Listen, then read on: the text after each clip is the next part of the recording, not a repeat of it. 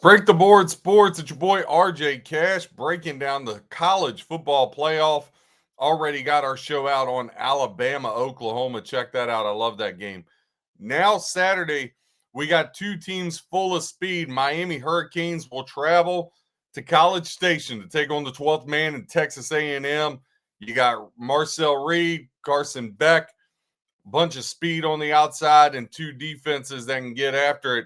This one's going to be a good one. Let's hop into the handicap. Click that like, hit subscribe. If you've never joined us before, all we do is break down trend stats and information to help you with your own handicap. This whole thing is designed to help you become a better handicapper and give you the stats, trends, and information that you need to get there with all your bets.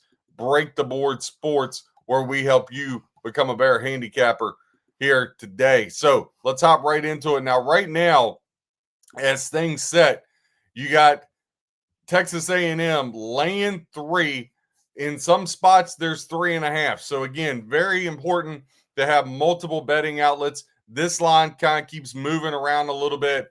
3.5. We'll go with the 3.5. Your total 50.5, which is a little shocking. On that 50.5 total, 62% of bets is equaling 41% of the handle. So higher ticket count, lower dollar amount. Obviously, I say this and I'll say it ad nauseum. Doesn't matter if it's football, basketball, whatever.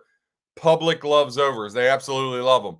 Showing up here, and I think as we get closer to game time, it's Wednesday. By the time we get closer to Saturday, this thing, I think you're going to see it spike up a little bit for you under bettors. So just hold serve. More over tickets are coming. 38% of ticket count, equaling 59% of the handle, which I think a lot of sharps will be on, is to the under. Now, let's hop into the spread. 3.5, 67% of the tickets on the Aggies of A&M is equaling 21% of the handle. 33% of ticket count, equaling 79% of the handle on the Miami Hurricanes. So definitely a clear distinction there as far as A&M and Miami. Now, A&M's going to get a lot of public love, okay? Undefeated all year, then they roll into Texas, lose that one. They got some good wins. We'll hop into that in a second. But let's look at these offenses and defenses from a points per game perspective on the road and at home. So on the road, Miami has the 31st ranked scoring offense in the country, 30 points per game. 30 points per game. Now, Texas A&M, their offense at home is 40th in the country as far as home scoring offense, 35.14. So Texas A&M averaging 5 points more a game at home than Miami is on the road. Defensively, on the road, this Miami Hurricanes defense travels 18 points per game, good for 14th in the nation, 18 points per game. Texas A&M at home, their defense is legit too. They're giving up 16 points per game, 28th best defense at home. So another net 2 there for A&M. And so when you net it all out, A&M has a 7-point advantage on the scoring side of things. Now, when you look at some other things, passing yards per game, Miami's defense giving up 259, A&M throwing for 271. Now, look, we know Marcel Reed, he's got some weapons there, man. I mean, he's got some burners there on the outside. Miami's going to have their hands full with those. Miami, they're throwing for 282. But here's the big thing, that A&M defense only giving up 167 yards in the air. Really, really key. It's going to be important for Miami to be able to establish the run so they can get play action going with Carson Beck. The big thing is, and we'll talk about it ad nauseum really, is Mario Cristobal is the X factor here. He is the guy that could take this whole thing for Miami. Now, talent for talent, you can agree or disagree, but it's just a fact. Miami and Texas A&M, same amount of talent, right? Now, I could make the argument Carson Beck's been a little bit overrated. I think Marcel Reed's a little bit better. But this Miami team is just as good as this A&M team, okay, on paper. This is on paper. But Mario Cristobal, is he going to make the calls necessary to be able to get Miami across the finish line? I think this is going to be a really tight game, especially in the first half. Now, Miami, they have played to the under 6 of their last 9 games, and against SEC opponents, Miami has played to the under 7 of their last 10.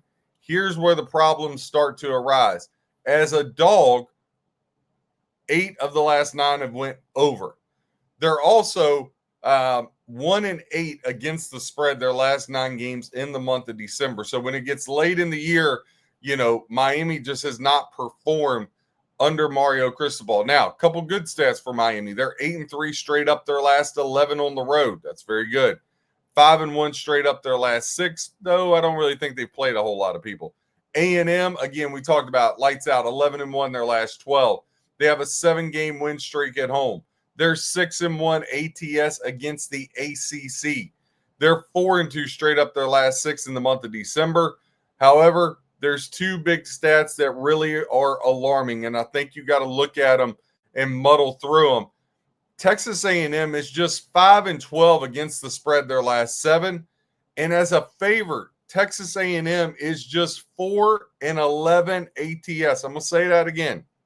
Last 15 games as a favorite, Texas A&M just 4-11 ATS. 5-12 ATS are their last 17. That's huge, huge issues. I'll point to another thing. Last 10 games as a home favorite. A&M 9-1 straight up. They won 9 straight as a home favorite. That's great.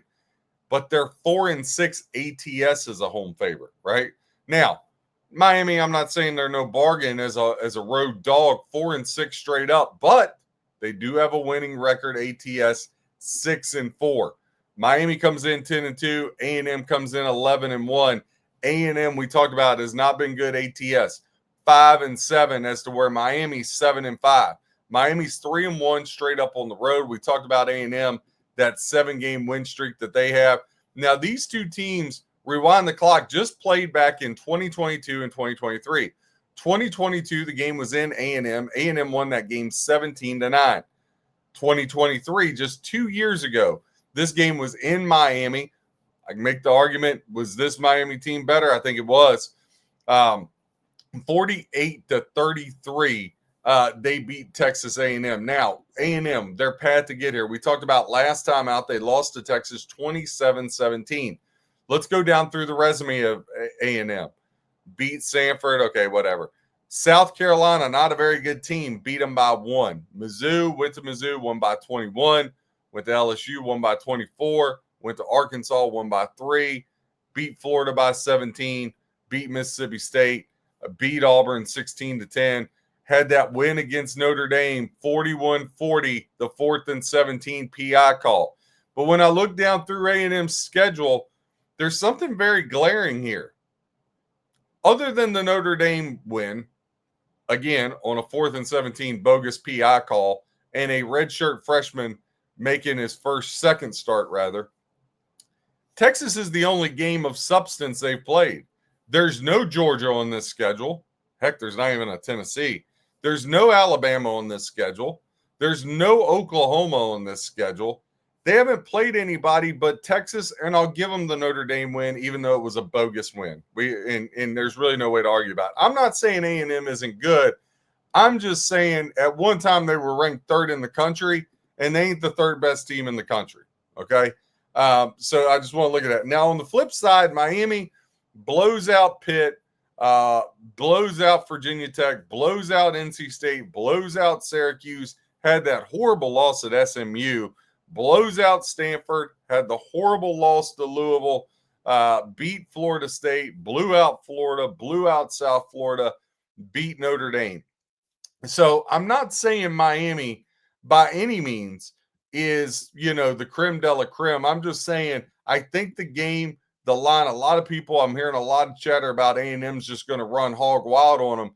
I just don't know if that's the case, guys. I think when you look at them again, it's apples to apples. These teams are so similar when you dive into the handicap. Now, let's talk about the total, right? Because we talked about these defenses, 18 points per game, Miami, 16 points per game, Texas A&M. I know everybody's expecting fireworks, but especially Mario Cristobal, going to turn back to him.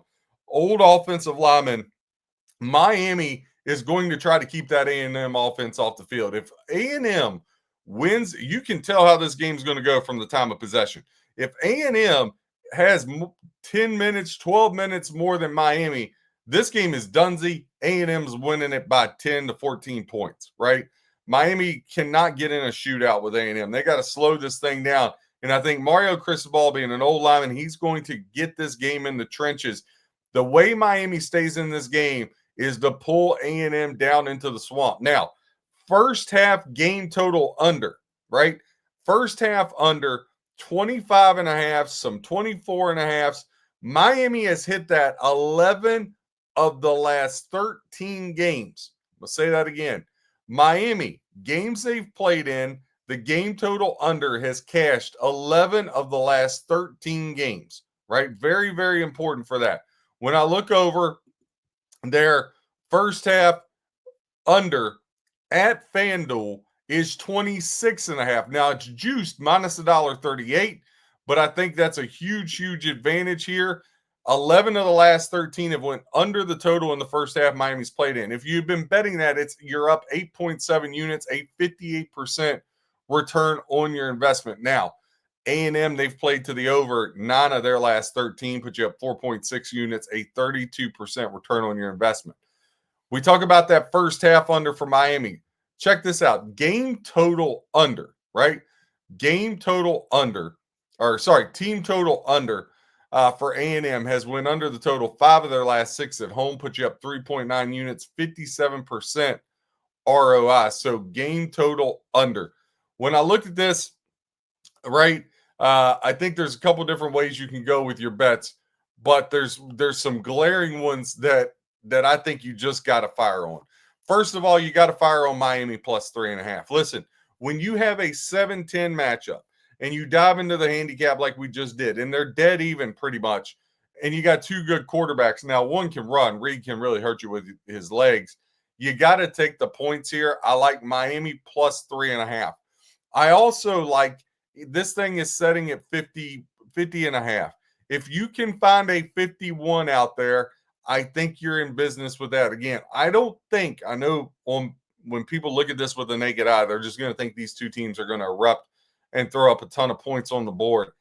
I don't necessarily see it that way. I see a very methodical under game happening, but Miami plus 3.5 is a play here.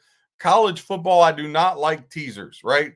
However, college playoff is different. College playoff has more of an NFL feel. NFL is great for teasers. So, with that being said, when you look into it, your 10.3 team teasers. Yes, your 10.3 team teasers. I think there's some ways you can go here, and I'm going to give you one that I like. The first one is going to be, let's go with Alabama minus or plus 8.5, right? So they're minus 1.5. You're flipping them.